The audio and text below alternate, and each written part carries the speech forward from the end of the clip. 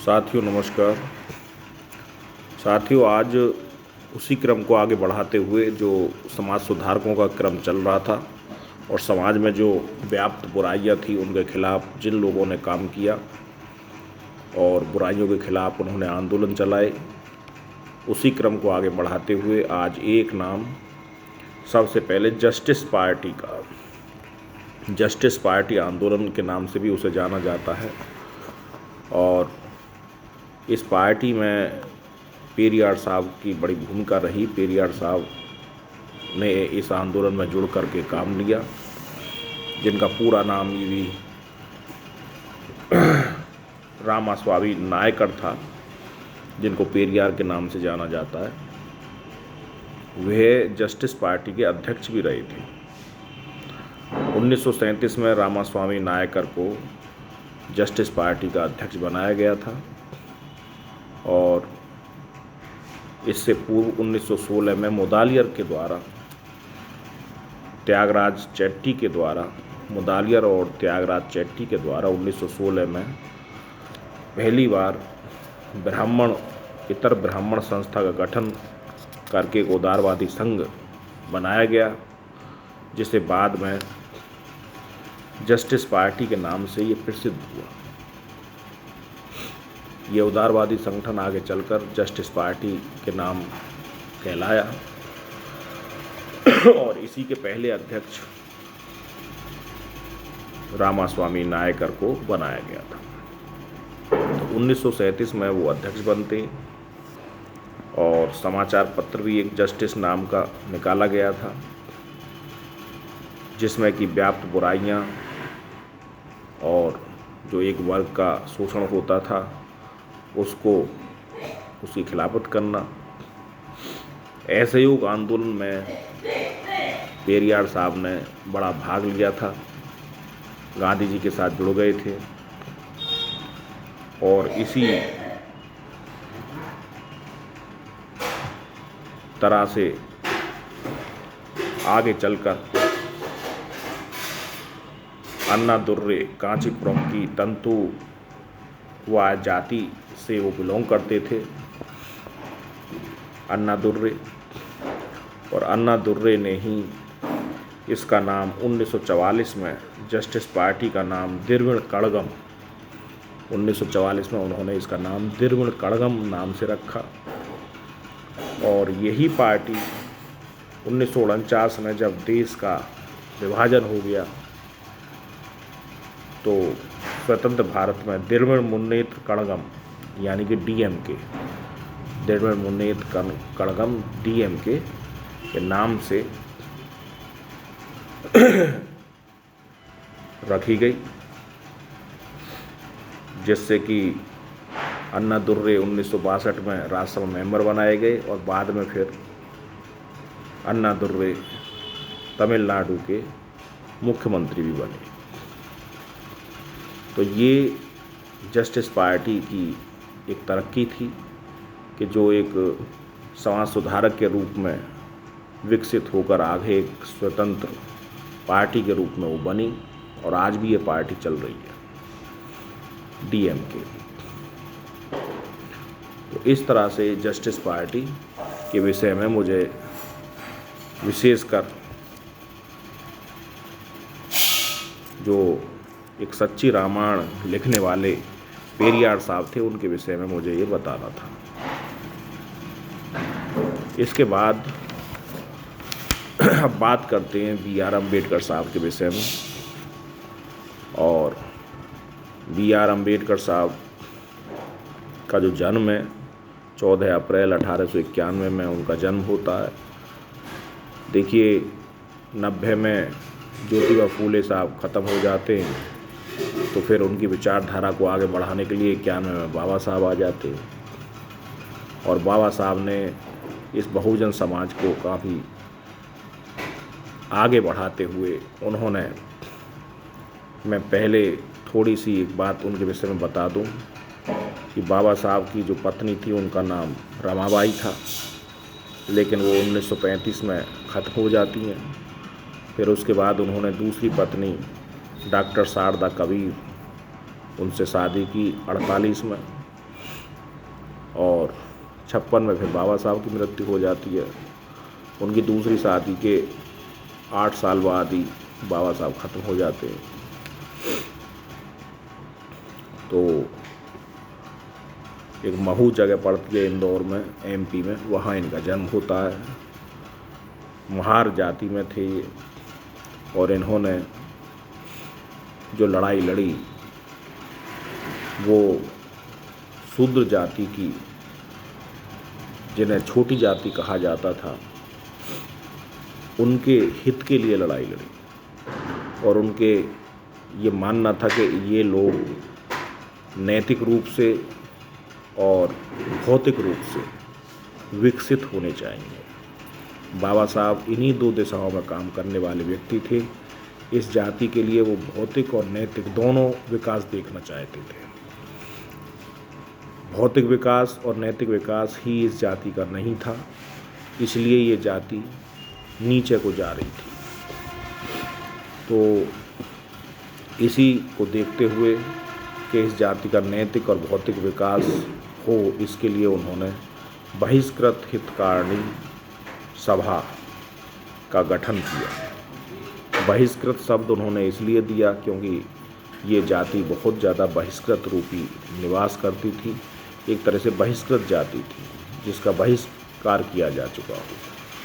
तो जिसका समाज में बहिष्कार कर देते उसको बहिष्कृत, तो बहिष्कृत हित कारिणी सभा बनाई गई, जिसका मूल उद्देश्य था इस जाति की नैतिक और भौतिक विकास करना।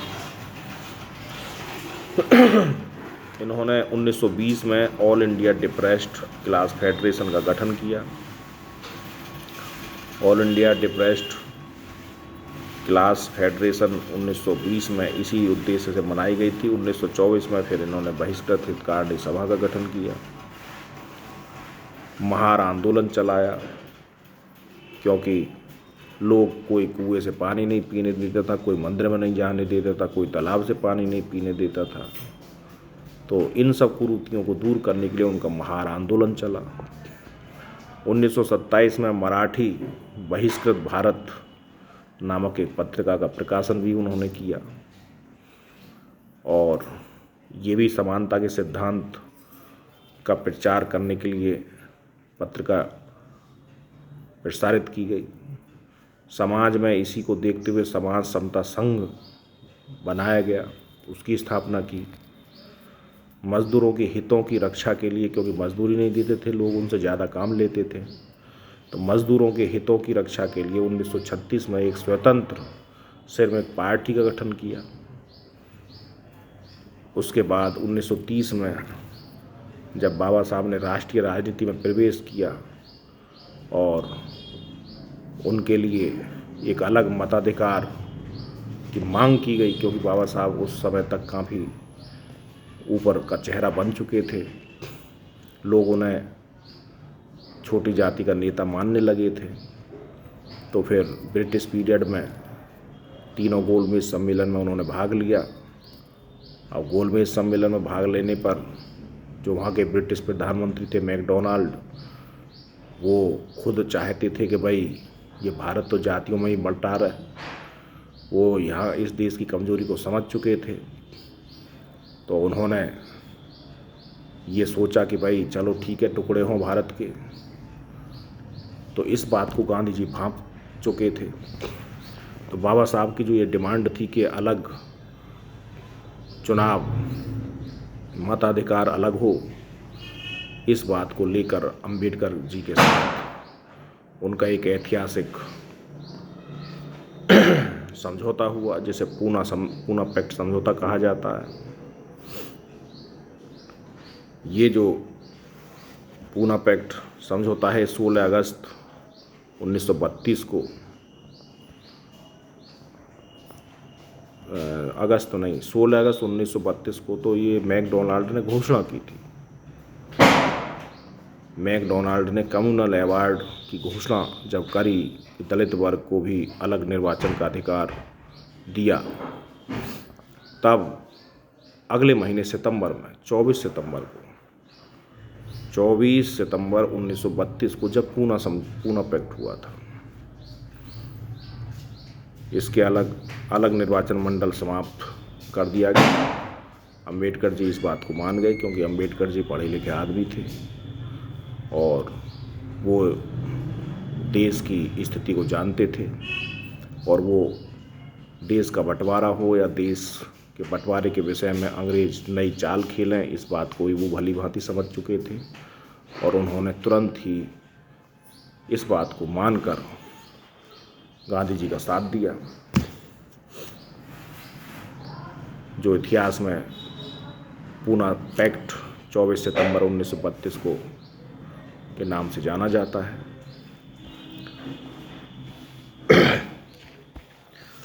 1942 में अंबेडकर साहब ने अनुसूचित जाति संघ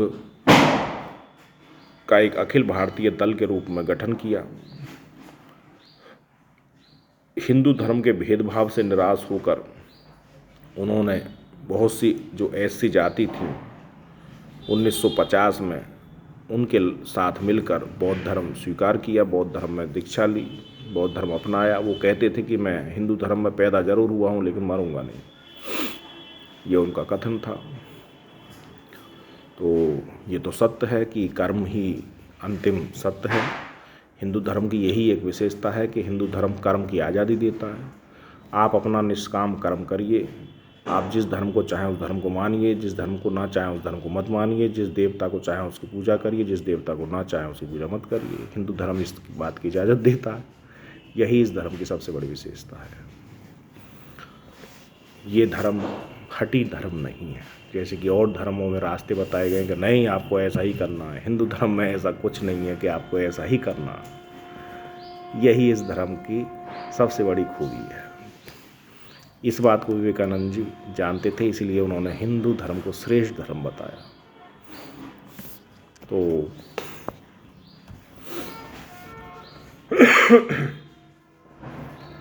जब बाद में देश आज़ाद हुआ और आज़ादी के वक्त इनको बाबा साहब को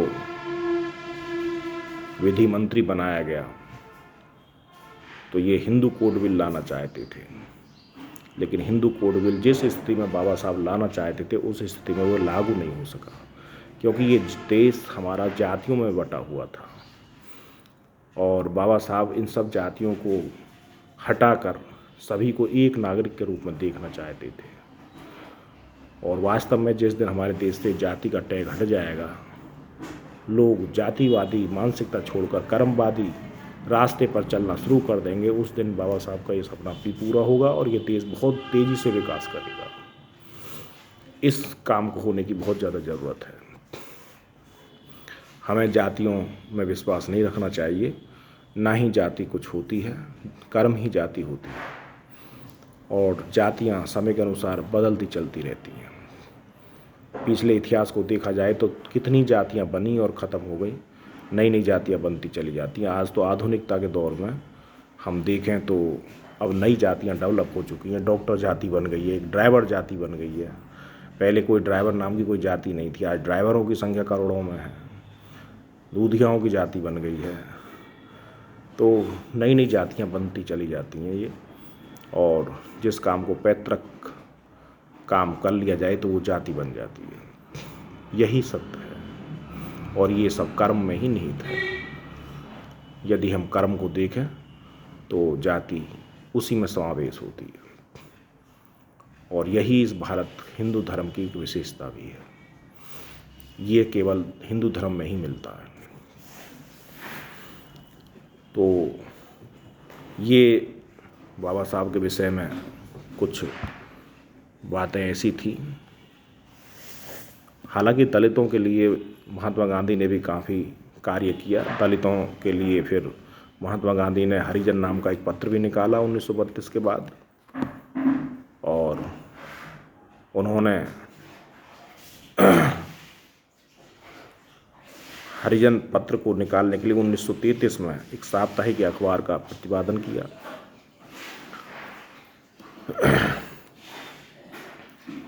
1922 में गांधी जी ने एक कमेटी बनाई जिसका उद्देश्य था सभी अछूतों के लिए एक व्यावहारिक योजना बनाना। 1922 में एक कमेटी गठित की गई थी। 1931 में कांग्रेस के कराची अधिवेशन में मूल अधिकारों के नियम को प्रतिपादित किया और ये सभी को समानता का और समता का अवसर मिले। यही उस अधिवेशन में मूल अधिकार की बात कही गई थी। ये कराची अधिवेशन 1931 की बात है। इसीलिए महात्मा गांधी ने हरिजन सेवक समाज की स्थापना की, जिसके अध्यक्ष घनश्याम दास बिड़ला थे। ये भी गांधी जी के प्रतिरूप ही हुआ, क्योंकि गांधी जी जो अछूत लोग थे, छोटी जाति के लोग थे, उन्हें हरिजन यानी हरि के जन ही मानते थे। उनके अंदर इसमें फ़र्क नहीं था।